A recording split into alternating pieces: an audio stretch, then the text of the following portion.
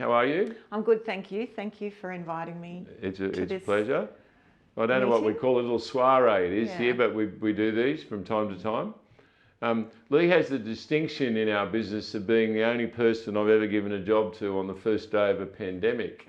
That's correct. Yes, it started on the 23rd of March in 2020. There we go. Yeah. So we're 15, 16 months down the track. That's right. Phyllis, I'm always interested, and I know the 30,000 people who are part of our digital newsletter each week are always interested when we do the staff talks.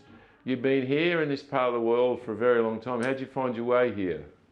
I am from Melbourne. Yeah. And I actually was heading back to Melbourne to teach, and a friend asked me to come to this part of the world because he had a restaurant and he wanted some help. Mm-hmm. So I actually came and I pretty much stayed.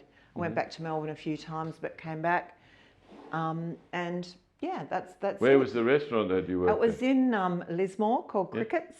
What was it called? Crickets. Oh, I remember Cricket. Yeah. So what are we talking? When? So that would be late 80s, mid 80s, late 80s. Okay. Yeah. We arrived here, you and I, roughly around the same time in the middle 80s. You did a bunch of things here, but you've been involved in sales and marketing and so on around here, and particularly with the media and so on. What's your professional background here?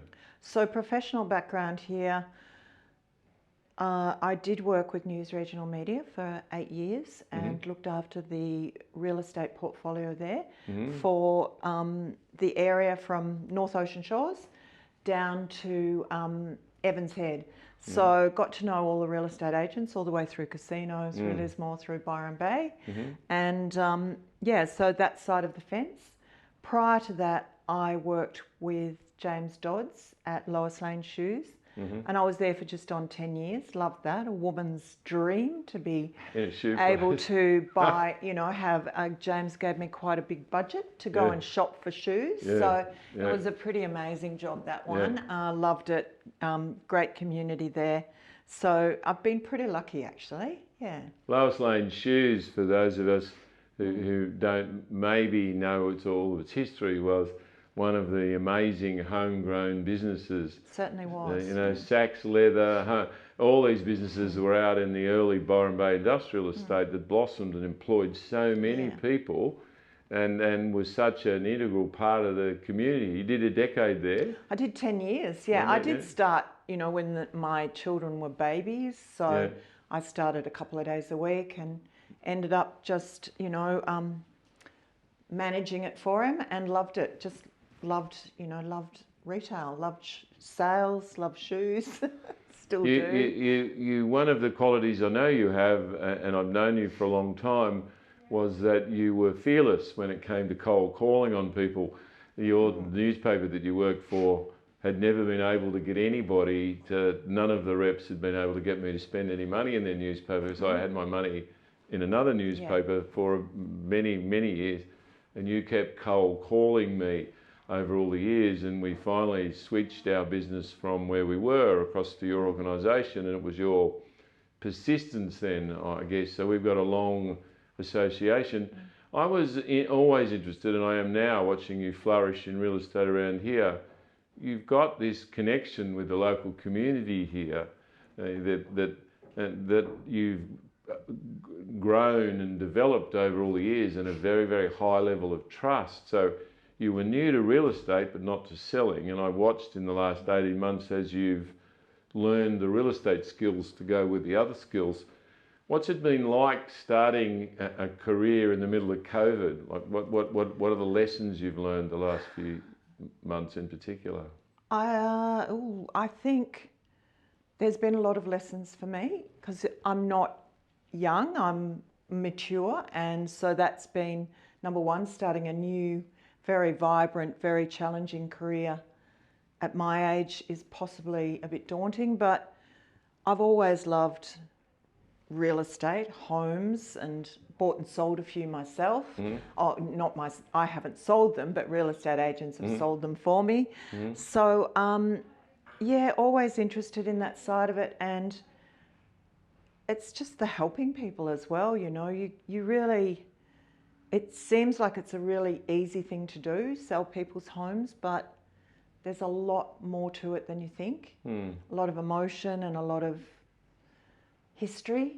And I think that I really enjoy that, just helping people through that whole process, not just listing, but just the whole thing. And, you know, making that sale as enjoyable for them as possible, as the purchasers as well. Like as a seller, and some people are more mature and, you know, they're not quite sure where they're going. So being able to sort of have conditions for them where it works for them. So they might have a long settlement, or they might, you know, might be able to rent back or do things like that until they actually find their next move, has been really, really good. In the last 18 months or so, I've helped a lot of young people buy their first houses, and they found their way to me to ask questions. And you forget, when you've been in the profession, any profession, a long time, how confusing real estate is, particularly in a rising market, if you don't have someone to explain everything from the jargon terms to the way contracts exchanged. A good friend of mine, John Cunningham, was explaining to me in Sydney on the Northern Beaches market, the biggest change he's ever seen, and he's been in the real estate 40 years like I have, was the fact that people now see a house in the morning and exchange in the afternoon, and they've abandoned a lot of the checks and balances that they used to have, for example. Friction reduction, from our point of view, also is what it is like, helping the seller and explain the things as they go along. What's the hardest thing when you move into a new career from an old? What's the hardest thing? You mentioned earlier, I guess, a new career, there's all the digital stuff, learning all the technology. What about language, and what about what people were thinking in their minds, like when they make their biggest purchase, and their house often is? What about the challenges around there when you move into a new profession like ours? What's the hardest part about the language that you've got to learn? Yeah, I guess you say there is a language for real estate, but you do get that. But I think sales and people and communication, it's the same whether you're selling shoes or selling. Yeah. I mean, you know, it's a huge ticket item. It's probably the biggest thing you're going to buy in your life, but it's sort of all similar, if you know what I mean. It's just having the knowledge about the product, which, as you say, is the knowledge of what it will look like, how it will happen, how we will market your property, all through that stage, and then what will happen once we do get an offer, and how that will play out for both parties, so that everybody is not confused about what happens at any stage of that. I think that's clarity, very much so. Yeah, I've noticed that you like the rural areas. I didn't know when you joined us that was the case, but you're doing particularly well out in the rural areas. Have you got a natural affinity out there? Did you come from farm country, or? I come from a town called Olinda in the Dandenongs in Victoria. And so we didn't have a large property, but I always had horses. And so, you know, that was a big part of my life, riding and, you know, bush and just sort of country, but not country. So moving up here, I pretty much did always live like Possum Creek, Binnaburra, and then we moved out to Rosebank. So we did have an affinity with the land, and then, you know, I did horse ride, and my kids did have motorbikes, and so yeah, I do have a bit of an understanding of the land. We had a property with macadamia nuts at one stage, so I understand them to a degree. So yeah, I've sort of do like the rural. I do understand it, and I do like it. Well, you're getting a lot of listings and making some amazing sales out there. I think you made one out. Where were you on the weekend? You made a good sale, didn't you? Yeah, that was at Tunnable Creek. Oh, okay. Absolutely beautiful home, just stunning, beautiful, finished, old farmstead that they've pretty much, the interior of it was like a a city home. You know, ducted air, just beautiful finishes, beautiful doors. Everything was absolutely beautiful, but a rustic renovation outside. And so we just sold that it's going through now for the highest price in Tunnable Falls. So they love you out there. I'm sure that the phones will ring and other people will call you in to sell their houses, because we can't disclose it yet, but it's a record-breaking, amazing price out there. And we're finding that the increase in prices is moving further and further away from the coast, out into regional areas where people are seeing much better value for their dollars. Our business is unusual. We've got so many lead and successful agents here who are women. And I wonder what it's like for you to join an organisation like ours with so many women part of the sales team, but part of the company in general. I think 85% of our staff here are females. What's that like? It's fantastic. I have to tell you, like working in media, as you're probably aware, it's very male dominated. There were a couple of standout leaders in media that I worked with, but traditionally general managers were always male, and they usually change every 2 years there. So you have to get used to different personalities. And so working with women, it is really, it's empowering for us. It's wonderful, yeah. There is, in our business, we work in teams, or many of the agents work in teams. When someone is new, generally they don't for a couple of years, and then as they grow their business, they move into a team, sometimes 2 people, 3 people, 4 people. What do you see in the next couple of years your role and your business doing in this part of the world?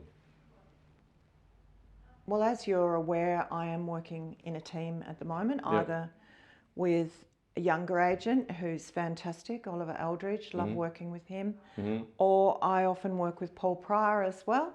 And also so much knowledge there that I find it really great for me to just bounce off their knowledge and experience.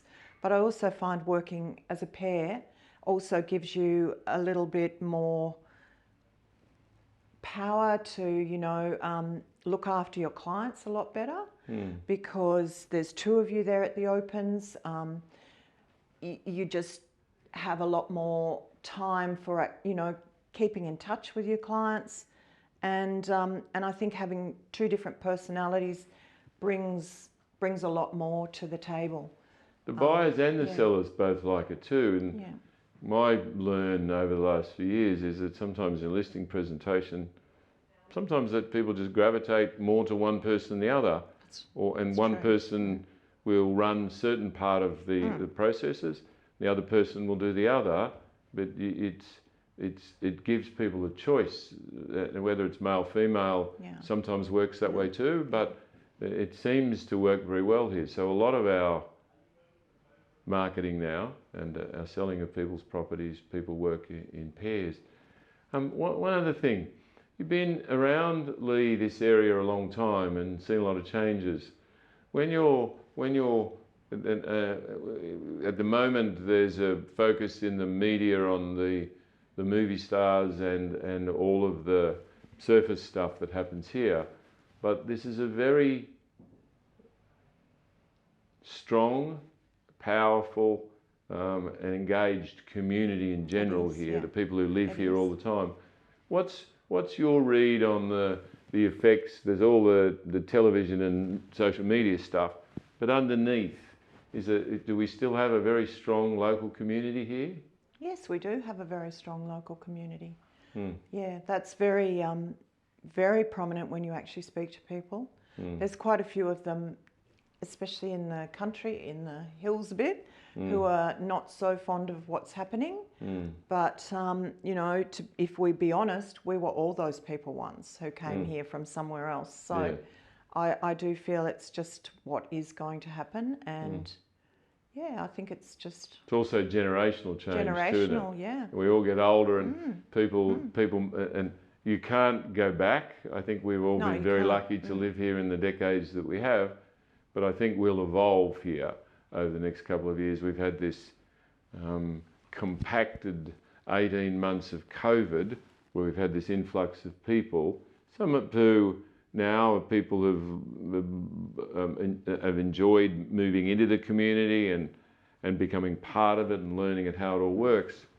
From our point of view as professionals though, it is the best real estate market that I've ever seen in all my years here.